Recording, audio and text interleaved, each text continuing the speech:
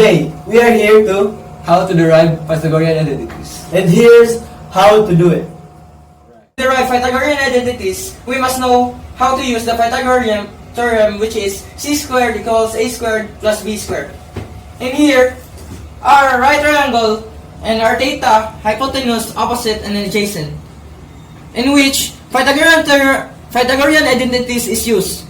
Sin theta is equals to opposite over hypotenuse, and cosine theta is equals to adjacent over hypotenuse, and tangent theta is equals to opposite over adjacent.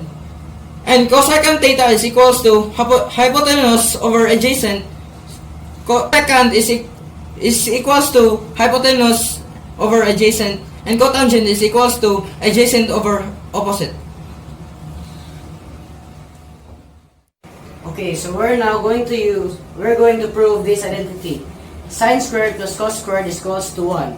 So we'll use the substitution for Pythagorean identities. And so we will put a squared over c squared because it is the sine theta, and then plus b squared over c squared because it is the cos theta, and then you put another c squared under the c squared in order to make it 1. So here's how we do it.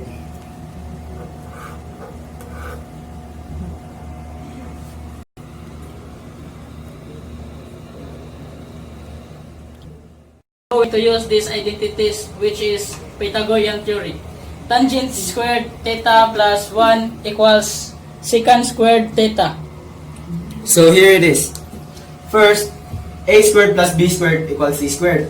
So we know that first, we must put the tan theta. So a squared plus a squared over b squared. Next, the b squared, we must put another b squared to make it 1. So b squared over b squared. Next is the c squared, and we need to find the sec theta. So here it is, c squared over b squared. And here's the answer.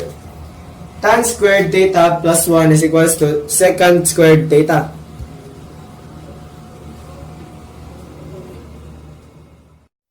We're going to prove this identity. 1 plus cotangent squared theta equals cosecant squared theta. So in order to prove this identity, we're going to have to use the Pythagorean theorem. So 1 is equals to a squared over a squared, while cotangent squared theta is equals to b over a, which is b squared over a squared, equals to cosecant squared over theta, which is c squared over a squared. 1 plus cotangent squared theta equals cosecant squared theta.